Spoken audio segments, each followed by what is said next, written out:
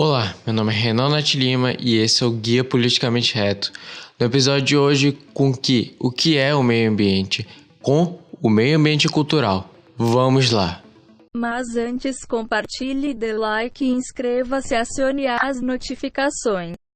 Artigo 216 da Constituição Federal de 1988 constitui patrimônio cultural brasileiro os bens de natureza material e imaterial tomados individualmente ou em conjunto, portadores de referência à identidade, à ação, à memória dos diferentes grupos formadores da sociedade brasileira, nos quais se incluem as formas de expressão, os modos de criar, fazer e viver, as criações científicas, artísticas e tecnológicas, as obras, objetos, documentos, edificações e demais espaços destinados às manifestações artísticas, culturais, os conjuntos urbanos e sítios de valor histórico, paisagístico, artístico, arqueológico, paleontológico, ecológico e científico. Então, o que é meio ambiente cultural? O meio ambiente cultural é todo o ambiente que rodeia manifestações culturais de populações de um certo local. Vamos ter, por exemplo, o Brasil, um estado federal. Existem várias populações dentro do Brasil com vários tipos culturais diferentes que formam o povo brasileiro. E todas essas manifestações culturais, como indígenas, quilombolas, de influência religiosa, entre todas as outras, como festas típicas, folclore, entre outros, é o meio ambiente cultural, assim como suas formações artísticas e científicas derivadas disso. Sendo que, conforme o artigo 215 da Constituição Federal, o Estado ele vai apoiar e incentivar essas práticas culturais em todo o território brasileiro, assim como vai proteger as manifestações populares, indígenas e quilombolas e de outros povos essenciais à manutenção e à criação da cultura nacional. E ainda vai fixar, por lei, datas comemorativas essenciais a certos grupos de valor nacional também. Ou seja, vai fazer feriados, vai dizer que tal dia comemora-se, vamos dizer, o dia de um santo, de um padroeiro, entre outras coisas que podem ocorrer em vários dias do ano, para se lembrar de datas especiais culturais. E ainda deve-se ter o Plano Nacional de Cultura, que está apresentado no seguinte texto na Constituição Federal. O artigo 215 da Constituição Federal, parágrafo 3º. A lei estabelecerá o Plano Nacional de Cultura de duração plurianual visando ao desenvolvimento cultural do país e integração das ações do poder público que conduzem a... Ou seja, um plano plurianual. Não vai ser 1 ano, 2 anos, 3 anos, 4 anos. Quando nós falamos de plurianual, nós estamos falando de um grande período. Que ele não simplesmente vai durar esses anos, 1, 2, 3, 4 anos. Ou seja, ele vai ser formado num governo específico, vai começar a entrar em vigência no 2º ano do governo específico e vai terminar no 1º ano do próximo governo. Ou seja, é um plano que abrange 2 governos diferentes. E aqui vamos ver o que vai conduzir. A defesa e valorização do patrimônio cultural brasileiro, produção, promoção e difusão de bens culturais, formação de pessoal qualificado para a gestão da cultura em suas múltiplas dimensões, democratização do acesso aos bens de cultura, valorização da diversidade étnica e regional. E a proteção do patrimônio cultural brasileiro, como já falado, é aquela constituição cultural de todo o povo brasileiro. E a proteção do meio ambiente cultural, mais especificamente, ela está descrita no artigo 216 da Constituição Federal, que determina em seus parágrafos que a proteção cultural brasileira vai ser exercida tanto pelo Estado como pelas comunidades e populações locais e regionais, por meio de inventários, registros, vigilância, tombamento e desapropriação e outras formas de acautelamento e preservação, ou seja, uma preservação prévia dos bens culturais brasileiros. E cabe à administração pública também, na forma da lei, a gestão da documentação governamental e as providências para franquear sua consulta quando delas necessitam. Vamos dizer, bibliotecas nacionais, museus nacionais. Mas quais são os crimes que invadem a proteção do patrimônio cultural? A Constituição Federal determinou que os danos e ameaças ao patrimônio cultural serão punidos na forma da lei. Mas que lei? A Lei 9.605, de 12 de fevereiro de 1998, que, em seus artigos 62 a 65, coloca certas punições para a degradação, destruição, vandalismo, entre outros, do patrimônio cultural brasileiro.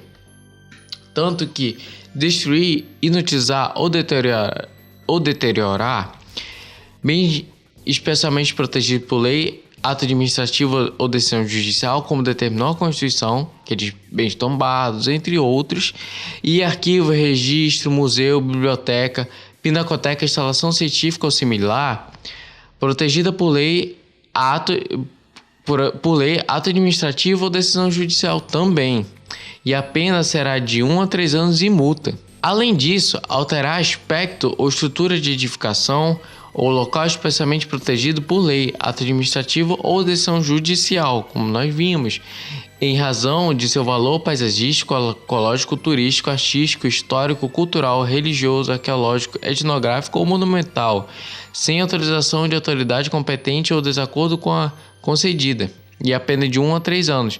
Ou seja, modificar um bem cultural é uma coisa.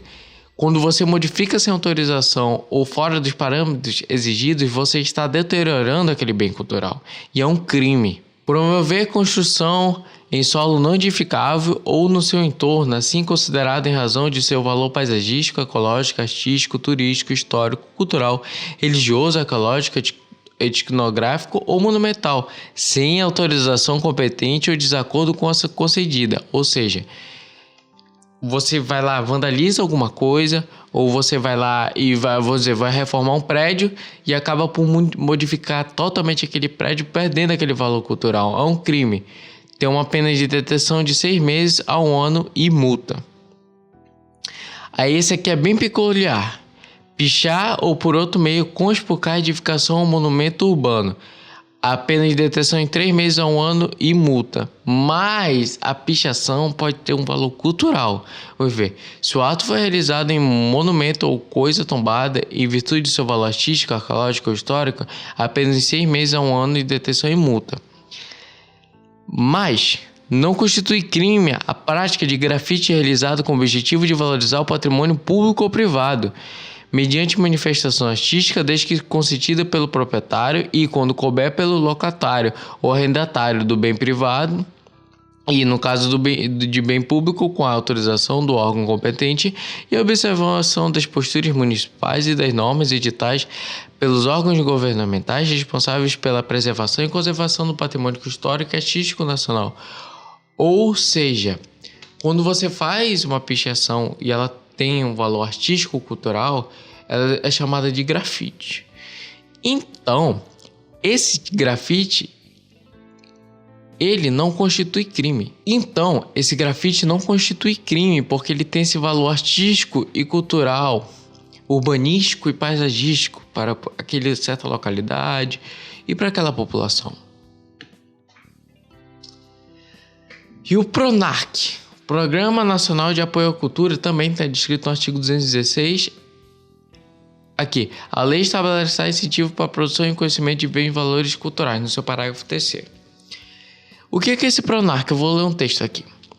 A Lei 8.313, de 23 de dezembro de 1991, institui o Programa Nacional de Apoio à Cultura, PRONAC, com o objetivo de ampliar o acesso à cultura e a produção cultural em todas as regiões, apoiar, valorizar e difundir as manifestações artísticas brasileiras, proteger nossas expressões culturais e preservar o patrimônio, além de estimular a produção cultural como geradora de renda, emprego e desenvolvimento para o país.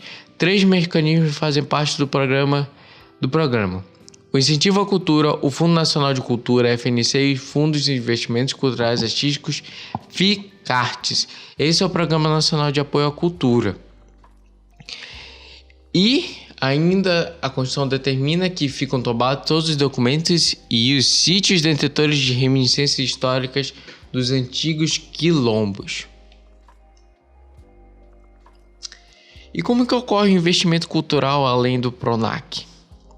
A Constituição determina que é facultados aos Estados e ao Distrito Federal vincular a Fundo Estadual de Fomento à Cultura até 0,5% de sua receita tributária líquida para o financiamento de programas e projetos culturais, vedada a aplicação desses recursos no pagamento de despesas com pessoal em encargos sociais, serviço de dívida ou qualquer outra despesa corrente não vinculada diretamente ao investimento ou ações apoiadas. Ou seja, ou você investe essa quantia na cultura, mas se você não investir, a faculdade existe isso, faculdade é uma escolha, você não pode utilizar em despesas com pessoal e encargos sociais, serviços à dívida, qualquer outra despesa corrente não vinculada diretamente a investimentos ou ações apoiadas. Então, o Estado ou o Distrito Federal, ou ele investe nesse lugar, ou ele não pode gastar esse dinheiro se não for investido nesses certos pontos.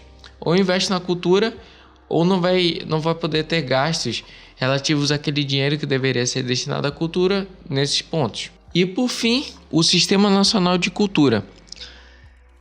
O artigo 216-A da Constituição Federal fala o seguinte: o Sistema Nacional de Cultura é organizado em regime de colaboração de forma descentralizada e participativa, institui um processo de gestão e promoção conjunta da política pública de cultura, democrática e permanente, pactuados entre os entes da federação e a sociedade, tendo por objetivo promover o desenvolvimento humano, social e econômico pelo exercício dos direitos culturais.